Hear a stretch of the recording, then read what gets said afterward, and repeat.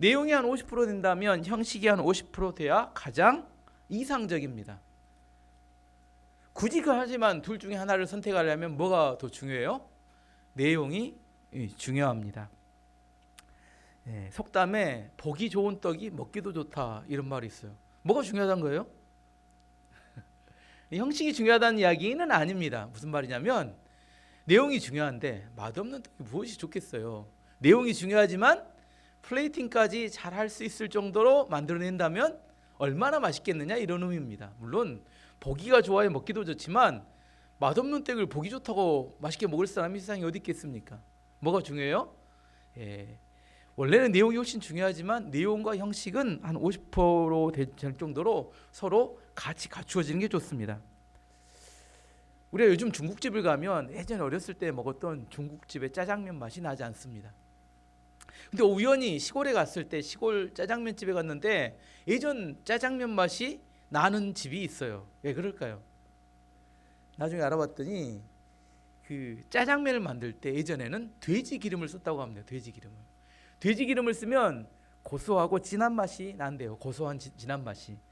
하지만 한때 우리나라에서 우지파동, 무슨 말이냐면 동물성 기름이 몸에 안 좋다. 뭐 삼양라면 할 때 동물성 기름 때문에 문제가 됐다 이렇게 하는 이야기 때문에 동물성 기름에 대하여 안 좋은 인상을 갖게 되었고 또 돼지 기름이 엄청 비싸대요. 그리고 요즘은 대부분 짜장면집에서 뭘 쓰냐면 식용유를 쓴다고 합니다. 식용유. 식물성 기름, 대두유나 까놀라유. 근데 이걸 쓰면 훨씬 더 위생적일 것 같지만 짜장면 맛이 진하고 고소한 맛이 안 난다고 합니다. 요즘 짜장면집을 보면 옛날처럼 어렸을 때처럼 그렇게 이렇게 땡기는 맛이 없다고 생각이 됐는데, 근데 시골에 허름한 이 중국집에 예전부터 해왔던 그 돼지 기름을 쓰기 때문에 진하고 고소한 맛있다 그런 감동을 주는 집이 있다는 거예요. 형식이 좀 부족해도 내용이 충실하면 풍성하지는 않지만 감동이 있습니다. 반면에 내용이 없는 형식은 화려하지만 속았다는 느낌을 줍니다. 우리가 살아가는 시대는 홍보, 자기 PR이 중요하다 이야기합니다. 자기가 하고 있는 것들을 홍보해서 인정받아야 한다고 생각합니다. 물론 자기가 하고 있는 것만큼 인정받는 것은 잘못되고 나쁜 일은 아닙니다. 하지만 자기가 1 정도 하고 있는 사람이 10 정도, 100 정도로 불풀려서 홍보하게 되면 들통날까 봐 이제 전전긍긍하며 살아가야 합니다. 예를 하나만 좀 리얼한 예를 한번 들어보면 의학전문대학원, 의전원이라고 하죠. 의대를 가기 위해서 준비하는 의대생이 되는 거. 의전원을 준비하는 학생이 의전원을 준비하는 학생이에요. 그럼 의대생도 아니고 의사도 아니죠. 의전원을 준비하는 학생은 1 정도 된다면 의대생이 한 10 정도 됩니다. 의사는 한 100 정도 돼요. 의전원을 준비한 학생이 1 정도 되는 학생이 자기가 의대생처럼 생각하고 의사처럼 말하고 행동한다면 좀 이상하겠죠. 근데 실제로 그렇게 행동합니다. 어떻게 해요? 의전원을 준비한 학생인데 자기는 이미 의사라고 생각을 해요. 공무원을 준비한 학생은 이미 자기가 공무원이라고 생각합니다. 로스쿨을 준비한 학생은 자기가 이미 변호사가 됐다고 생각을 해요. 근데 의전원을 준비한 학생이 다른 사람들에게 자기 의사처럼 이야기하면 다른 사람이 또 준비하니까 잘 알겠지 하고 또 듣고 이해하고 또 받아주고 믿어주기도 합니다. 하지만 의대생도 아니고 의사도 아닙니다. 몇 번 시험에 떨어지면 어떻게 될까요? 이제 그만둬야 될지 진작에 고민을 해야 되는데 그만두지 못한다고 합니다. 왜 그럴까요? 이미 자기는 의사라고 생각하고, 근데 그걸 포기하면 뭘 포기해야 돼요? 자기의 미래를 포기해야 되기 때문에 그걸 포기하지 못한다고 합니다. 참 아이러니하죠. 자기의 모습이 뭐예요?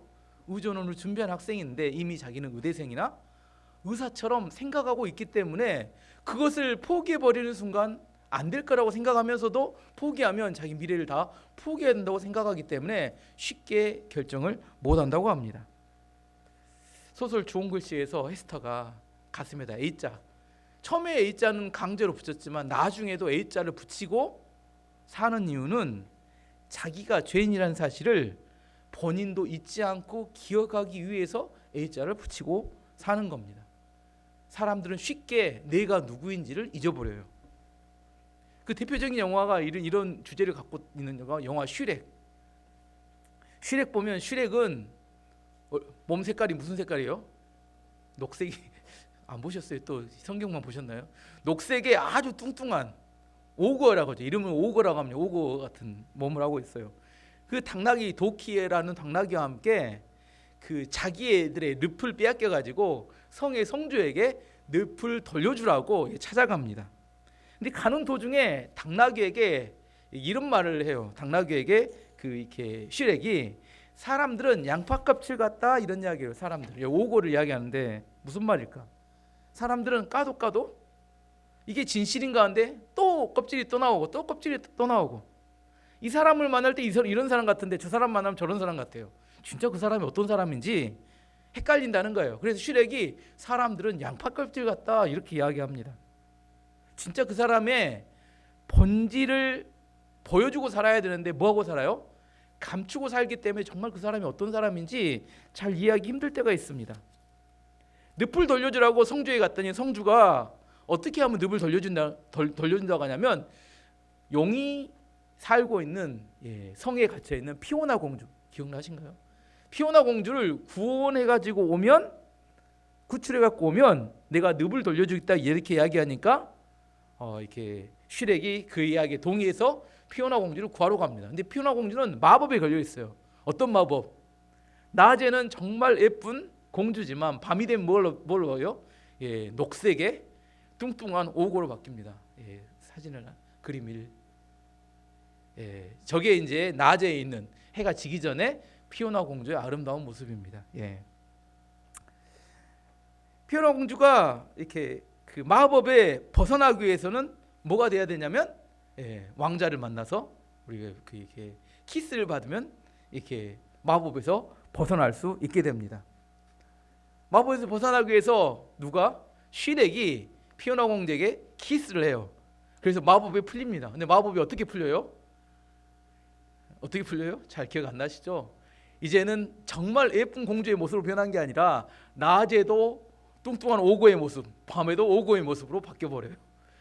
이게 마법이 걸린 건지 마법이 풀린 건지 잘 모르겠는데 그런 모습으로 바뀝니다. 그림 2번 봐보면 저게 슈렉과 피오나 공주 오고의 모습입니다. 근데 웃고 있어요. 너무 행복한 모습으로 웃고 있습니다. 다음 사진 보여주면 새쌍둥이를 낳아가지고 행복하게 사는 그런 피오나 공주와 슈렉의 모습을 보여줍니다. 만약에 피오나 공주가 예쁜 모습으로 바뀌었다고 생각한다면 슈렉과 계속 살 수 있었을까요?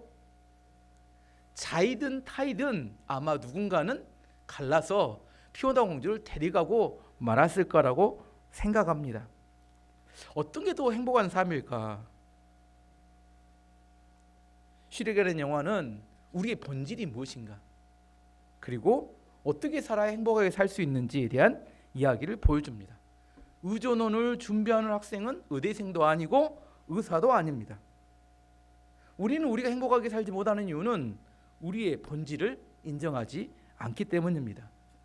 우리가 어떤 모습이에요? 예쁜 피오나? 아니면 뚱뚱한 피오나? 그건 여러분이 생각하기 나름이고 우리가 이제 중요한 이야기는 여기서 나옵니다. 우리가 하나님을 만나서 구원을 받는다. 이게 무슨 의미인가? 우리가 하나님을 만나서 구원을 받는다는 것은 하나님을 통해서 진짜 내 자신을 만나는 것을 의미합니다. 내가 누구인지, 그리고 내 실력이 얼마나 되는지, 그리고 내 외모가 어떤지 이걸 알아야 뭐예요? 내가 얼마나 예수님이 필요한 사람인지를 깨닫게 되는 겁니다. 나를 감추고 있는 거 아니라 내 본질을 알아야, 그것을 율법이라고 하죠. 율법을 통해서 우리 죄를 깨닫는다는데 내가 내 자신을 알아야 정말 내가 예수님을 필요로 하는 존재고 내가 구원받을 수밖에 없는, 구원을 필요로 하는 존재구나. 그래서 예수님께 가게 되기 때문입니다. 간음했던 여자가 가슴에다 A자를 붙이고 다니지 않으면 무슨 흉내를 내요? 간음하지 않은 여자처럼 속이고 싶은 욕망이 들어집니다. 근데 누군가 그것에 대해서 알게 되면 어떻게 돼요? 들통날까 봐 불안해 떨며 힘든 삶을 삽니다. 감추어 놓는 것은 절대로 성장할 수 없게 됩니다. 다른 예를 하나 들어보면 병원에서 오랫동안 누워 있는 환자 욕창이 생깁니다. 욕창. 저는 이제 누워 있는 환자를 많이 보니까 욕창이 생기면 욕창이 생겼을 때 겉 상처는 쬐깐해요. 근데 뭐 빙산의 일각처럼 안쪽에는 상당히 많이 썩어 있습니다. 근데 겉에만 계속해서 아까진기 바르듯이 바르고 소독하면 나중에 안에는 다 썩어 버립니다. 그걸 치료하려면 칼로 째고 안에 들여다봐야 돼요. 안에서부터 살이 싹 올라와야 이거 치료가 됩니다. 근데 안에는 들여다보지 않고 겉만 계속해서 이렇게 빨간 약을 바른다고 해서 치유가 되지 않는다는 겁니다. 진짜 치유받기 위해서는 자기의 본질을 깨닫고 인정하고 알아야 합니다. 그래서 사복음서를 보면 예수님을 만난 사람들은 대부분 드러난 죄인들이에요.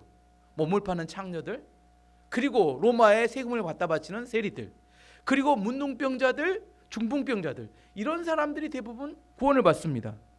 왜 그럴까요? 그들은 드러난 죄인이라 가슴에 A자를 쓰고 다니는 사람과 똑같아요.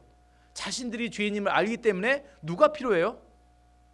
예수님이 너무나 필요하다는 사실을, 그들은 예수님 없이는 소망이 없다는 사실을 인정하기 때문입니다. 이렇게 자신의 있는 모습 그대로 나오는 사람들이 예수님을 만나고 구원을 받을 수 있습니다. 요한계시록 3장 20절이 이렇게 말합니다. 볼지어다 내가 문 밖에 서서 두드리더니 누구든지 내 음성을 듣고 문을 열면 내가 그에게로 들어가 그와 더불어 먹고 그는 나와 더불어 먹으리라. 예수님께서 나와 함께 먹고 마신다 이렇게 이야기합니다. 요한복음 15장 7절 말씀에도 너희는 내 안에 거하고 내 말이 너희 안에 거하면 무엇이든지 원하는 대로 구하라 그리하면 이루리라.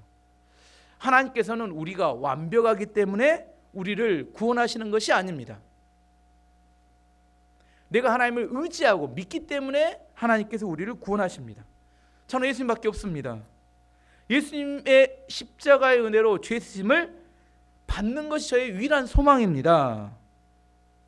근데 사람들은 의전원을 준비한 학생이 의사처럼 욕창에 겉에 난 상처를 그냥 위만 소독하는 것처럼, 속은 뚱뚱한 요고인데 근데 겉은 이렇게 피오나 공주처럼, 예쁜 피오나 공주처럼 포장해서 절대로 행복해지거나 자유로워질 수 없습니다.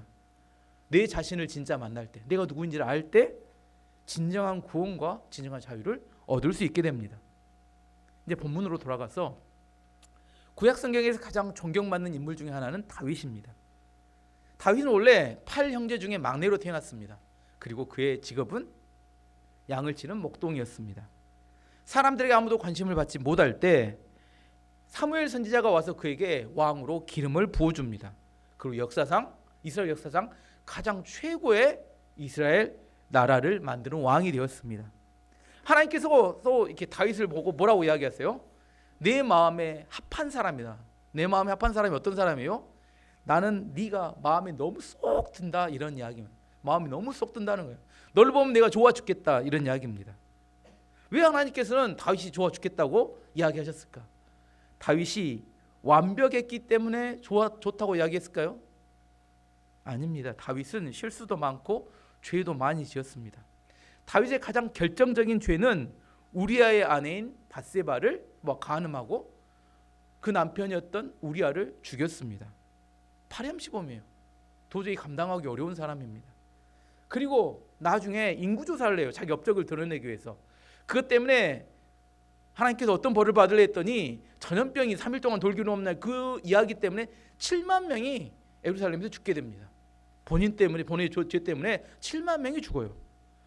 다윗은 전쟁에서 많은 사람을 죽였기 때문에 너는 성전을 지을 수 없다, 이렇게 말씀하십니다. 이외에도 많은 실수와 죄가 있는 사람입니다. 오늘 본문에도 이상한 결정을 합니다. 뭐라고 결정을 해요? 이상한 결정을 해요. 다윗의 딸 미가를 나에게 데려오라.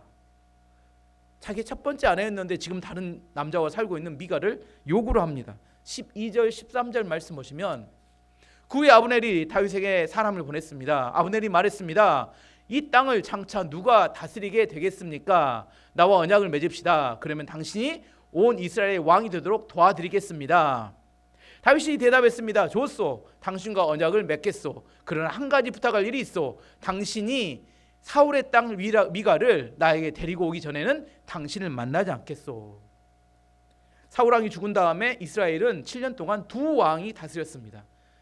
유다 지파에서는 다윗을 왕으로 세웠고 나머지 11지파에서는 이스보셋, 사울 왕의 아들이었던 이스보셋을 왕으로 세웠습니다. 근데 7년이 지났을 때 이스보셋과 군대 장군이었던 아브넬 사이에 갈등이 생겨요. 어제 제가 새벽에 설교했으니까 이건 설명하지 않겠습니다. 갈등이 생겨요. 아버지였던 사울 왕의 후궁을 와 잠자리를 했습니다. 아브넬이. 그래서 이스보셋이 화가 나서 책망합니다. 그랬더니 아브넬이 발끈하면서 내가 당신을 왕으로 세워줬는데 나에게 화를 낼 수 있느냐. 그리고 배신합니다. 다윗에게 사람을 오늘 본문에 나온 것처럼 사람을 보내서 내가 당신을 왕으로 이스라엘 전체의 왕이 되는 것을 돕겠습니다 하고 우리 뭐 합시다? 뒷거래를 합시다. 이렇게 다윗에게 요청을 합니다. 그랬더니 다윗이 뭐라고 이야기해요? 그러면 내가 미가를 나에게 보내라. 그러면 내가 내 말을 믿겠다, 받아들이겠다 이렇게 이야기합니다. 이때 이 뒷거래는 이스보셋 왕과 북쪽의 11지파는 알아요 몰라요? 전혀 모르는 미략입니다. 이렇게 미략을 하고 난 다음에 다윗이 공식 문서를 통해서 이스보셋 왕에게 미가를 보내달라고 요청합니다. 지금 내용 스토리를 이야기하는 겁니다. 14절 말씀 보시면 그 후에 다윗은 사울의 아들 이스보셋에게 사람을 보냈습니다. 다윗이 말했습니다. 내 아내 미가를 돌려주시오. 그 여자는 나에게 약속된 사람이요. 나는 그 여자와 결혼하기 위해 블레셋 사람 100명을 죽였어. 예전에 다윗이 사울 왕과 이렇게 약속했던 그 이야기를 상기시킵니다. 사울 왕이 이야기합니다. 네가 블레셋 사람 100명을 죽이고 오면 미갈과 결혼을 시켜주겠다. 왜 이런 약속을 해요? 가서 죽고 올 거라고 생각했는데 근데 약속을 했는데 진짜 100명을 200명 죽이고 오죠. 죽이고 옵니다. 그랬더니 어쩔 수 없이 결혼을 시켜줬어요. 결혼을 시켜서 잘 살고 있었는데 사울 왕이 다윗을 죽이려고 하니까 다윗이 도망칩니다. 미갈이 남겨졌는데 사울 왕이 미갈을 다른 남자에게 시집을 보내버려요. 왜 시집을 보냈을까요? 다윗을 부끄럽게 만들기 위해서 결혼을 시켜버린 것 같아요. 근데 시간이 꽤 많이 지났습니다. 그 이후에 다윗은 15년 동안 도망다녔고 7년이 지났는데 20년 가까이 지났는데 근데 갑자기 다윗이 미갈을 보내달라고 요청을 합니다. 다윗도 이미 여러 아내가 있었고 자녀들도 많았는데 4가지 정도 이유를 생각해 볼 수 있습니다. 다 이상한 이유예요. 첫 번째는 아브넬이 자기에게 와서 왕으로 세워주겠다고 이야기를 했는데 그것이 진짜인지를 알고 싶었습니다. 미갈은 이스보셋 왕의 누나입니다. 족보를 이해하시겠죠? 못하신가요? 미갈은 사울 왕의 딸로 이스보셋 왕의 누나였습니다. 만약 이스보셋 왕이 실권을 가지고 있던 왕이라면 누나인 미갈을 다윗에게 보내지 않았을 겁니다. 하지만 아브넬이 실권을 잡고 있다면 아브넬이 이스보셋에게 보내 하면 이스보셋은 어쩔 수 없이 누나지만 미갈을 보내야 합니다. 그래서 진짜로 아브넬이 이스보셋과의 관계에서 실권을 가지고 있는지를 알아보기 위해서 그러면 한번 누구에게 그렇지 않았다면 아브넬에게 보내라고 이야기했을 텐데 이스보셋에게 공식 문서를 통해서 미갈을 보내라고 이야기했습니다. 두 번째 이유는 다윗은 자기 아내를 다른 남자에게 줘버린 사울 왕에게 복수를 하고 싶었던 것 같아요. 분명히 약속을 통해서 자기에게 아내를 주었는데 자기를 수치스럽게 만들기 위해서 다른 남자와 결혼을 시켜버린 사울 왕이 잘못되었음을 드러내고 싶었던 것 같아요. 복수하고 싶었던 마음 두 번째. 세 번째, 미갈에게 복수하고 싶었던 것 같아요. 근다고 아버지가 가랑한다고 세상에 나를 버리고 다른 남자에게 가버려? 어떻게 생각하신가요? 근다고 네가 가버려? 이제는 와, 내가 권력을 잡았으니까. 다윗도 미갈이 다른 남자에게 가버렸을 때 상처가 됐던 것 같아요. 그래서 다른 남자와 20년 가까이를 살았는데 다시 데리고 오라고 이야기했습니다. 사랑해서 데리고 오라고 했을까요? 젊을 때도 아닌데. 하지만 가장 중요한 이유는 네 번째입니다. 이스라엘 전 지파 12지파에게 인정받을 정통성이 필요했습니다. 이스보셋이 왕이 된 이유는 딱 한 가지예요. 사울 왕의 아들이었기 때문에. 그 정통성을 어디서 찾냐면 내가 사울 왕의 사위가 되면 그 자기도 이 11지파와 갈등되지 않게 왕이 되더라도 큰 문제가 일어나지 않을 것 같은 생각이 들었던 겁니다. 이게 정치적 목적에 의해서 미갈이 필요했다 이렇게 생각할 수 있습니다. 아무튼 네 가지 이유 다 좀 이상합니다. 그 미갈의 아내였던 발디엘이라는 사람이 떠나보내는 장면을 기록하지 않아도 될 것 같은데 아주 자세하게 성경에 기록을 해놨어요. 15절 16절 그 장면 한번 봐보면, 그래서 이스보셋은 사람들을 보내어 미갈을 그의 남편에게 빼앗아 오게 했습니다. 미갈의 남편은 라이스의 아들 발디엘이었습니다. 미갈의 남편은 울면서 바울임까지 자기 아내 뒤를 쫓아왔습니다. 그러나 아브넬이 발디엘에게 집으로 돌아가거라 하고 협박하자, 이게 말이 맞아요. 말하자 발디엘은 집으로 돌아갔습니다. 남자가 자기 아내를 뒤쫓아오면서 울면서 줄줄줄 따라오다가 아브넬이 빨리 안 가? 큰 소리 내자 이렇게 죽기 싫어서 돌아갔다. 이게 오늘 본문의 내용인데 성경에 이런 이야기까지 자세히 기록할 필요도 없을 것 같은데 아주 이걸 디테일하게, 이게 누구의 치부예요? 다윗 왕의 치부죠. 근데 이걸 아주 자세하게 기록해 놓고 있습니다. 다윗이 지금 뭐 했다는 이야기예요? 잘 살고 있는 가정을 깨뜨려 가지고 사랑하지도 않는 미갈을 자기의 정치적 목적에 의해서 지금 자기가 있는 곳으로 데리고 와라 이렇게 이야기했다는 겁니다. 다윗은 과연 선한 사람일까요? 질문 중에 있죠. 어떻게 생각하세요? 제가 지금까지 설명한, 지금 이것을 위해서 설명해 왔는데 다윗은 정말 착한 사람이고 선한 사람일까요? 여러분 지금까지 이야기를 쭉 들어보니까 어때요? 여러분 생각은 어떠신가요? 흑백 논리로 이걸 바라보는 사람은 이 문제를 해결하기 어렵습니다. 다윗은 현실을 사는 정치인이었습니다. 왕은 정치인입니다. 북쪽의 11지파의 민심을 얻기 위해서 미갈이 필요했던 겁니다. 물론 믿음으로 기다렸으면 하나님께서 그 문제를 해결해 줬을 거라고 저는 생각합니다. 성경을 봤을 때.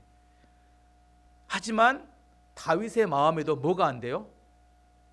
두려움과 조바심이 그의 마음을 사로잡았던 것 같아요. 정치적으로 그 문제를 해결하고 싶었습니다. 미갈을 데려오면 내가 정통성을 얻을 수 있고 내가 왕이 되더라도 저항하는 사람이 없어질 거야. 근데 그건 사실이었어요. 왜? 사람들은 뭘 봐요? 진실을 보지 않고 겉모습을 보기 때문에 저 사람이 사울왕의 사위네? 그럼 왕이 돼도 큰 문제가 안 되겠네. 사람들 대부분 이렇게 생각하기 때문에 다윗도 그 마음이 그렇게 기울어진 겁니다. 성경은 다윗의 실수나 잘못에 대해서 자세히 기록을 합니다. 왜 자세히 기록해놨을까요? 왜 다윗의 이런 치부와 이런 모습까지 자세히 기록했을까요? 다윗이 완벽하지 않다는 것을 보여주기 위해서입니다. 하나님은 완벽하시고 거룩하신 분입니다. 하지만 하나님께서 쓰시는 사람은 완벽하지도 않고 거룩하지도 않습니다. 우리가 이 땅을 살아가면서 죄를 짓지 않고 살 수 있을까요? 오래 사신 분들 한번 물어볼게요. 여러분 죄 안 짓고 살 수 있나요? 말도 안 되는 이야기입니다. 죄 안 짓는 방법은 딱 하나예요. 관 안으로 들어가는 것밖에 없습니다. 이 땅에 숨쉬고 사는 것도 다 죄를 지을 수밖에 없습니다. 이렇게 이야기할 때 사람들 뭐라고 하냐면 그래 죄를 마음대로 지어도 죄를 지을 수밖에 없어 우리가, 이렇게 이야기하는 거 할 의도는 아닙니다. 하나님께서 왜 이런 실망스러운 다윗, 죄를 짓는 다윗을 그렇게 좋아하시고 사랑하시고 마음에 쏙 들어할까? 오늘 이 문제가 중요한 이야기입니다. 왜 하나님께서 우리가 지금까지 이야기했던 것처럼 다윗은 이상해요. 이상한 결정하는 사람입니다. 누구도 이상해요. 우리도 이상해요. 근데 하나님께서 왜 우리를 구원하시고 우리에게 축복하시고 은혜를 주실까요? 우리도 이상한데. 다윗이 잘 나갈 때나 실수할 때나 죄를 지을 때나 다윗은 어떤 상황에서도 하나님이 기준이 되어서 살았기 때문입니다. 이 이야기를 가장 쉽게 이해할 수 있는 예가 뭐냐면 우리의 자녀들입니다. 여러분은 여러분의 자녀들이 완벽하기 때문에 사랑하시고 돌봐주시는가요? 아니죠. 자녀들이 힘들어하거나 어려울 때 부모를 찾아와서 어려움을 이야기합니다. 또 자녀들이 잘 되고 잘 나가면 또 부모에게 와서 함께 그 기쁨을 나눕니다. 자녀들이 부모를 의존할 때 부모는 자녀에 대한 무한 책임과 사랑을 느끼게 됩니다. 완벽하기 때문에 사랑하는 게 아닙니다. 부모를 의지하기 때문에 사랑하는 겁니다. 이 이야기에 대한 다윗의 고백이 시편 23편 1절입니다. 여호와는 나의 목자시니 내가 부족함이 없으리로다. 다윗이 인생의 우여곡절을 막 겪으며 살아가면서 죄도 많이 짓고 무너질 때도 많습니다. 근데 그럴 때마다 다윗은 하나님께 나가서 기도하고 찬양하고 예배하고 하나님 살려주세요 하고 하나님을 의지했기 때문에, 근데 하나님이 그런 모습이 좋은 거예요. 여러분 자녀가 완벽하기 때문에 여러분이 그 자녀들 위해 헌신하는 거 아니잖아요. 근데 그 자녀가 여러분을 의지하기 때문에 하나님 여러분이 그 자녀들을 사랑하고 돌보는 겁니다. 완벽하기 때문이 아니라 있는 모습 그대로 하나님께 나와서 의존하기 때문입니다. 다윗은 나라를 통일하고 전쟁을 하는 동안 많은 사람을 죽였어요. 맞죠? 많은 사람을 죽였습니다. 근데 딱 한 사람은 안 죽입니다. 누구를 안 죽였어요? 사울 왕을 안 죽입니다. 왜 사울 왕을 안 죽여요? 왜 사울 왕을 안 죽여요? 하나님께서 기름 부름받은 왕을 죽이면 안 돼 이렇게 말씀했기 때문에 다 죽였어요. 많은 사람을 죽였어요. 성경에서 이야기합니다. 너무 많이 죽여서 성전을 지으면 안 돼 이렇게 말할 만큼 많은 사람을 죽였어요. 근데 하나님께서 사울 왕 기름 부음받은 왕을 죽이면 안 돼 하니까 다윗은 뭐예요? 절대 안 죽입니다. 능력이 없어서 안 죽이는 게 아니라 하나님께서 그렇게 말씀하셨기 때문에 안 죽여요. 하나님께서 그래서 다윗을 좋아하시는 겁니다. 다윗은 하나님과 함께 있는 것을 좋아했어요. 다윗은 하나님께 찬양하는 걸 좋아했습니다. 다윗은 하나님의 말씀을 듣고 샘을 얻었습니다. 다윗은 억지로 하나님과 함께 하지 않았어요. 가기 싫어 죽겠는데 하나님이 오라가니까 예배 드리고 기도하고, 하나님이 하기 싫은데 억지로 막 꾹꾹 참아갖고 이렇게 살지 않았어요. 다윗은 그의 삶이 무너지고 힘들고 깨지고 박살이 난데, 근데 하나님 앞에 가면 좋습니다. 누가복음 15장에 보면 탕자의 비유가 나옵니다. 탕자가 아버지에게 이야기합니다. 아버지, 어차피 돌아가시면 재산을 주셔야 되는데 미리 좀 땡겨주세요. 내가 이 돈을 가지고 와서 먼 나라에 가서 크게 성공해가지고 돌아오려 합니다. 아버지가 아들에게 많은 돈을 주면 먼 나라에 가서 망할 줄 알았어요? 몰랐어요? 알았습니다. 하지만 실패할 거 알매도 불구하고 다 돈을 챙겨서 줍니다. 요구한 대로. 그리고 매일처럼 동구밭에 나가서 실패하고 돌아올 아들을 기다립니다. 왜 붙잡아 놓지 않았어요? 실패할 줄 알았지만 붙잡아두면 몸은 옆에 있을 수 있지만 마음은 항상 어디가 있어요? 먼 나라에서 방황하고 돌아다닐 것을 알았기 때문입니다. 탕자가 드디어 아버지 예상대로 다 날리고 완전히 망해가지고 돌아옵니다. 아버지가 돌아오는 아들을 봤을 때 기뻐했습니까? 분노했습니까? 알거지가 됐는데 많은 돈을 잃어버렸는데 왜 기뻐했어요? 남의 이야기니까 편하시죠? 여러분 남편이 다 잃어버리고 돌아오면 기뻐하시겠습니까? 여러분 자녀들이 알거지가 되고 돌아오면 기뻐하시겠습니까? 예, 진심이 튀어나오는 그런 이야기입니다. 알거지가 돼서 돌아왔어요. 근데 아버지가 너무 기뻐하는 겁니다. 뭐라고 이야기해요? 내 잃어버린 아들을 찾았다는 거예요. 그리고 금가락지 끼워주고 새 옷 입혀주고 좋은 신발 신겨주고 동네 사람들 다 모아놓고 잔치를 합니다. 왜 잔치를 해요? 완벽하기 때문에 아들이 완벽하기 때문에 잔치를 하는 거예요? 아니죠. 이제 아버지를 의지하는 사람으로 바뀌어 돌아왔기 때문에 잔치를 하는 겁니다. 다윗이 완벽하기 때문에 하나님이 기뻐하시는 게 아닙니다. 다윗은 자신의 부족함과 연약하고 실수가 넘어졌을 때 있는 모습 그대로 하나님 앞에 나아가서 하나님 저를 불쌍히 여겨주세요 이렇게 기도하고 의지했습니다. 저는 하나님밖에 없습니다. 세상에서 나를 버리면 하나님께 갈 수 있지만 하나님이 저를 버리시면 저는 갈 데가 없습니다. 마귀는 우리에게 와서 끊임없이 공격합니다. 뭐라고 공격해요? 너는 완벽하지 않아서 하나님 너를 싫어하시는 거야. 너는 완벽하지 않기 때문에 하나님이 너에게 고난을 주시는 거야. 하나님은 만족시킬 수 없어. 빨리 포기해. 가나안에 눈에 띄지 말고 잘 숨어 살아라. 이야기는 다 마귀가 들려주는 우리에게 항상 하는 소리입니다. 이 소리 들으면 속게 됩니다. 속지 않아야 합니다. 마귀는 끊임없이 감추고 포장하고 뭐처럼 나오라게요? 아까 말한 예쁜 피오나 공주가 되는 것처럼 나오라고 합니다. 근데 나는 예쁜 피오나 공주가 아니죠. 녹색에 뚱뚱한 오건데 이렇게 이게 내 모습인데 막 포장하려고 하니까 뱃살이 들어가야지. 감추려고 아무리 감춰도 들어가지 않네. 결론입니다. 오늘 본문의 다윗의 모습은 정말 실망스럽습니다. 하지만 이게 우리의 모습입니다. 하나님께 얼마나 완벽한지 이건 하나님께 중요하지 않습니다. 중요한 것은 있는 모습 그대로 하나님께 나아가서 회개하고 은혜를 구하는 겁니다. 여호와는 나의 목자시니 내게 부족함이 없다. 이 말씀을 이해하고 믿음이 생길 때 우리 오늘 올해 약속의 말씀인 항상 기뻐하라, 쉬지 말고 기도하라, 범사에 감사하라. 이것을 실제 우리 삶 속에서 행할 수 있게 됩니다. 여호와가 계시기 때문에 내가 부족함이 없다고 믿음이 생길 때 우리 안에 나머지 문제가 해결되는 겁니다.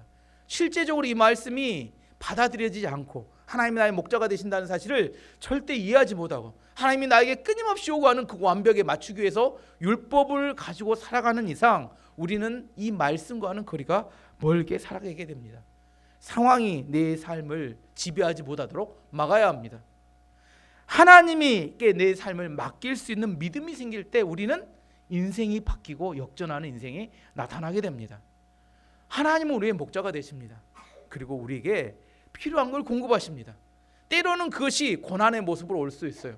때로 우리가 느낄 때 왜 이러지 하고 내가 생각하지 않은 모습으로 올 수 있습니다. 하지만 그 모든 모습 안에는 하나님이 우리에게 필요한 것을 주신다는 믿음이 있을 때, 확신이 있을 때 우리는 그 모든 걸 딛고 역전의 은혜가 임하게 됩니다. 다윗을 보면 실망스럽고 말도 안 되는 삶을 삽니다. 여러분 인정하실 수 있겠어요? 왜 멀쩡한 가정을 두 조각 내가지고 이게 뭔가 나도 뭘 설교해야 되나 이거 어쩌자는 거야? 다윗을 보고 뭘 깨달아야 돼? 이걸 뭘 깨달아야 돼? 나도 다윗처럼 가서 가정을 깨뜨려야겠다 이런 걸 깨달아야 합니까? 뭘 깨달아야 돼? 우리가 뭘 적용해야 합니까? 여러분 완벽하지 않습니다. 우리 안에 우리는 구원받은 죄인이라는 사실을 분명히 알아야 합니다. 내가 이걸 인정해야 있는 모습 그대로 나가야 진짜 내가 내 속살이 차오르면서 회복될 수 있게 됩니다. 하나님 우리 사랑하십니다. 그걸 굳건히 믿어야 돼요. 하나님이 우리를 사랑하시기 때문에 어떤 것도 좋은 것이라는 사실을 인정할 때 우리는 우리 인생에서 바뀌는 놀라운 기적 같은 인생을 살 수 있게 됩니다. 저는 우리 교회 모든 성도님들이 2020년 한 해는 여호와는 나의 목자시니 내게 부족함이 없다. 이 하나님의 뜻이 무엇인지 깨닫고 항상 기뻐하고 쉬지 말고 기도하고 범사에 감사함으로 하나님 뜻을 이루고 승리하는 성도님들이 되시기를 축원합니다.